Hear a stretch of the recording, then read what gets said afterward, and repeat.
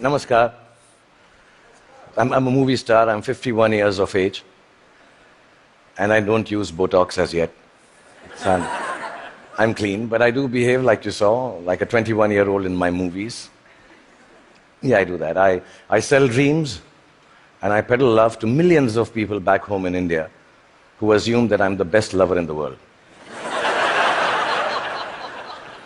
If you don't tell anyone, I'm going to tell you I'm not, but I never let that assumption go away. I've also been made to understand there are lots of you here who haven't seen my work, and I feel really sad for you.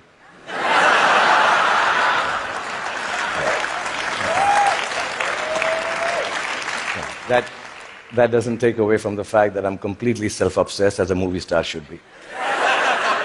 And that's when my friends Chris and Juliet called me here to speak about the future you. Naturally, it follows I'm going to speak about the present me.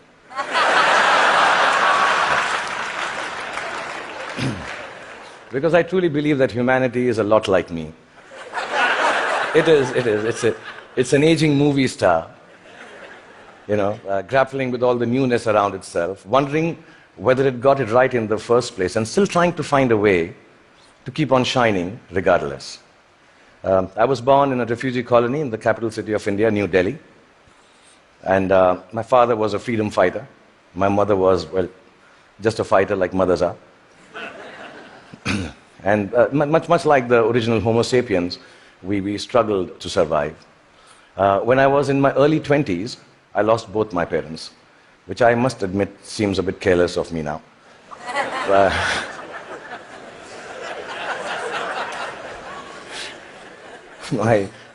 I do remember the night my father died, and I remember the driver of a neighbor who was driving us to the hospital. He mumbled something about dead people don't tip so well and walk away into the dark. And I was only 14 then, and I put my father's dead body in the back seat of the car. And my mother besides me. I started driving back from the hospital to the house. And in the middle of a quiet crying, my mother looked at me and she said, "Son, when did you learn to drive?" And I thought about it and realized, and I said to my mom, "Just now, Mom." So from that night onwards, much akin to humanity in its adolescence, I learned the crude tools of survival. And the framework of life was very, very simple then, to be honest. I thought, you just ate what you got and did whatever you were told to do. I thought celiac was a vegetable. And vegan, of course, was Mr. Spock's lost comrade in Star Trek. You married the first girl that you dated, and you were a techie if you could fix the carburetor in your car. I really thought that gay was a sophisticated English word for happy. And lesbian, of course, was the capital of Portugal, as you all know. That was it.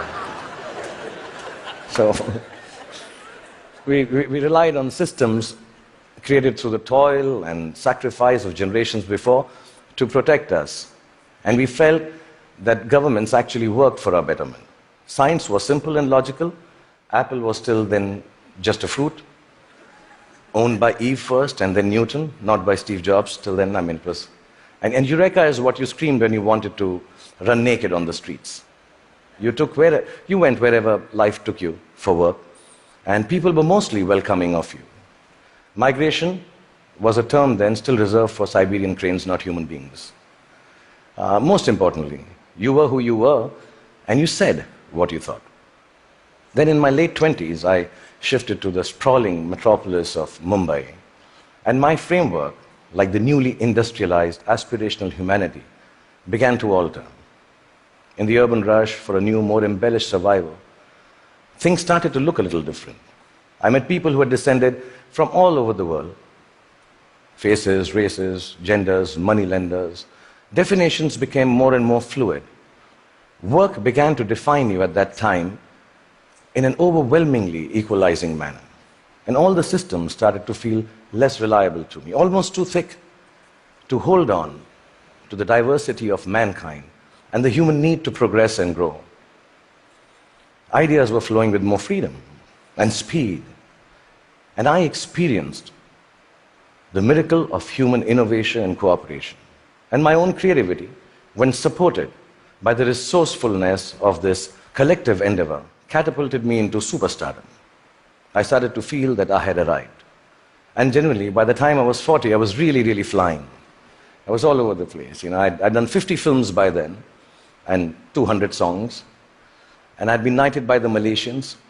I'd been given the highest civil honor by the French government, the title of which, for the life of me, I can't pronounce even till now.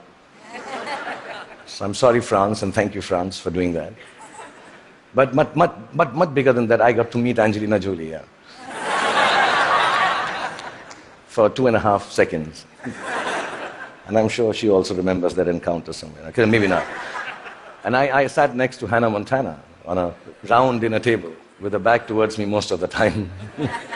Like I said, I was flying from Miley to Jolie. And humanity was soaring with me. We were both pretty much flying off the handle, actually. And then you all know what happened. The internet happened. I was in my late 40s, and I started tweeting like a canary in a birdcage. And assuming that, people who will peer into my world will admire it for the miracle I believed it to be. But something else awaited me and humanity. We had expected an expansion of ideas and dreams with the enhanced connectivity of the world. We had not bargained for the village-like enclosure of thought, of judgment, of definition that flowed from the same place that freedom and revolution was taking place in. Everything I said took a new meaning. Everything I did, good, bad, ugly, was there for the world to comment upon and judge. As a matter of fact, everything I didn't say or do also met with the same fate. 4 years ago, my lovely wife, Gauri, and me decided to have a third child. It was claimed on the net that he was the love child of a first child who was 15 years old. Apparently, he had sown his wild oats with a girl while driving her car in Romania. And yeah, there was a fake video to go with it. And we were so disturbed as a family. My son, who's 19 now, even now when you say hello to him, he just turns around and says, "But bro, I didn't even have a European driving license." Yeah, I mean, in this new world, slowly reality became virtual and virtual became real. And I started to feel that I could not be who I wanted to be or say what I actually thought. And humanity at this time completely identified with me. I think both of us were going through our midlife crisis. And humanity, like me, was becoming an overexposed prima donna. I started to sell everything from hair oil to diesel generators. Humanity was buying everything from crude oil to nuclear reactors. I even tried to get into a skin-tight superhero suit to reinvent myself. I must admit, I failed miserably. And just an aside, I want to say on behalf of all the Batmen, Spider-Men, and Supermen of the world, you have to commend them, because it really hurts in the crotch, that superhero suit. Yeah, I'm being honest, I need to tell you this, yeah. Really. And accidentally, I happened to even invent a new dance form, which I didn't realize, and it became a rage. So if it's all right, and you've seen a bit of me, so I'm quite shameless, I'll show you. It was called the lungi dance. So if it's all right with you, I'll just show you. I'm talented otherwise, yeah.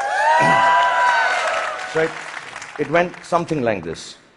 Lungi dance, lungi dance, lungi dance, lungi dance, lungi dance, lungi dance, lungi dance, lungi dance, lungi dance, lungi dance, lungi dance, lungi. That's it. It became a rage. It really did. Like you noticed, nobody could make any sense of what was happening except me. And I didn't give a damn, really, because the whole world and whole humanity seemed as confused and lost as I was. I didn't give up then. I even tried to reconstruct my identity on the social media like everyone else does. I thought if I put on philosophical tweets out there, people will think I'm with it. But some of the responses I got for those tweets were extremely confusing acronyms, which I didn't understand. ROFL, LOL. Adidas, somebody wrote back to one of my more thought-provoking tweets. And I was wondering, why would you name a sneaker? I mean, why would you write back a name of a sneaker to me? And I asked my 16-year-old daughter, and she enlightened me.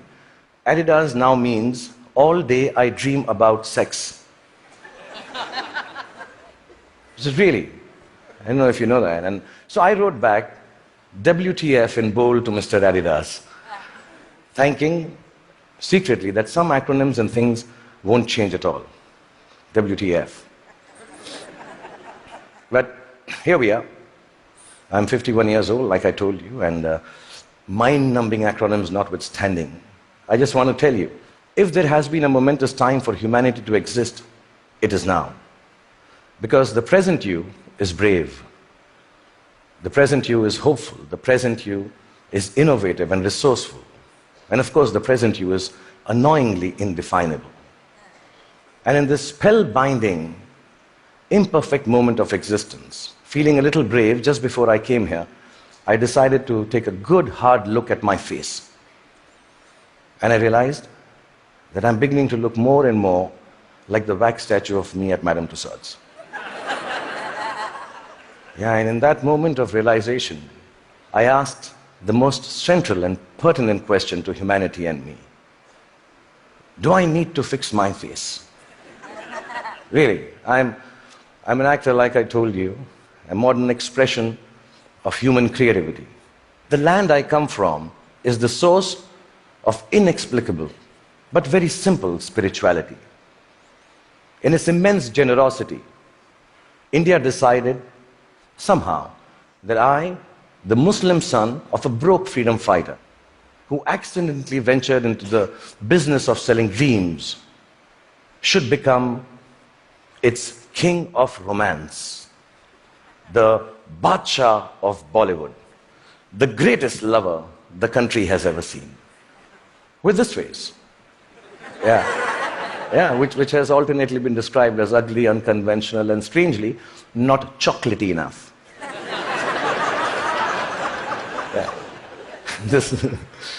The people of this ancient land embraced me in their limitless love.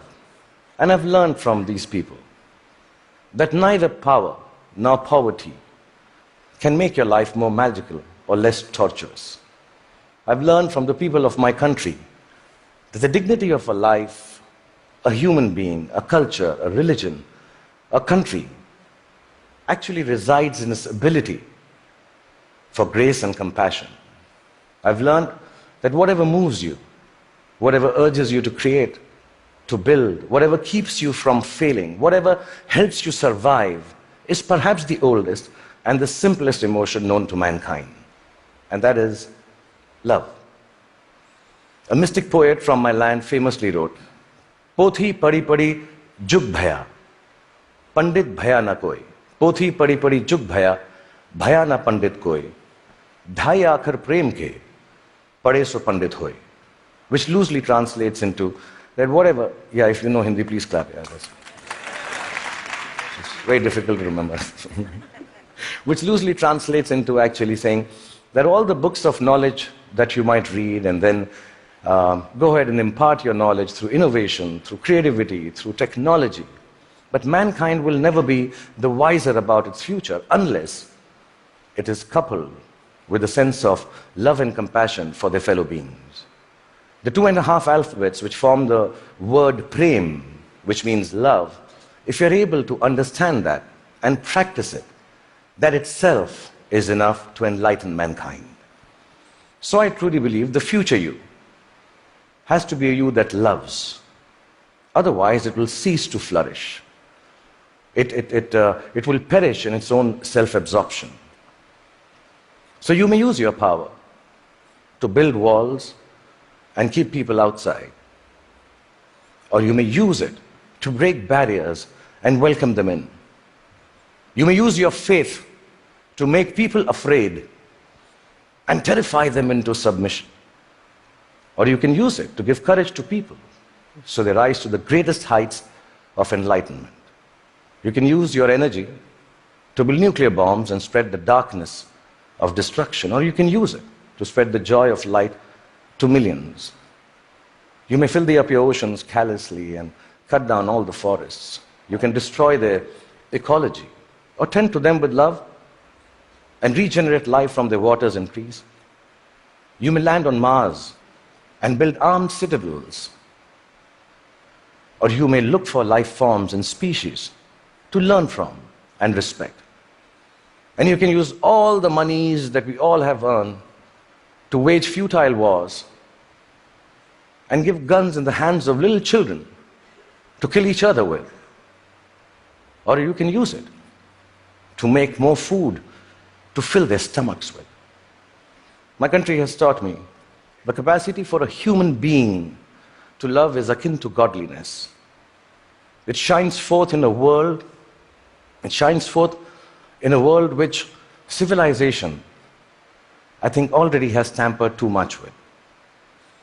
In the last few days, the talks here, the wonderful people coming and showing their talent, talking about individual achievements, the innovation, the technology, the sciences, the knowledge we are gaining by being here in the presence of TED Talks and all of you, are reasons enough for us to celebrate the future us. But within that celebration, the quest to cultivate our capacity for love and compassion has to assert itself just as equally. So I believe the future you is an infinite you. It's called a chakra in India, like a circle. It ends where it begins from to complete itself. A you that perceives time and space differently, understands both your unimaginable and fantastic importance and your complete unimportance in the larger context of the universe. A you that returns back to the original innocence of humanity, which loves from the purity of heart, which sees from the eyes of truth, which dreams with the untampered, which dreams from the clarity of an untampered mind. The future you has to be like an aging movie star who has been made to believe that there is a possibility of a world which is completely, wholly, self-obsessively in love with itself. A world, really, it has to be a you to create a world which is its own best lover. That, I believe, ladies and gentlemen, should be the future you. Thank you very much. Thank you.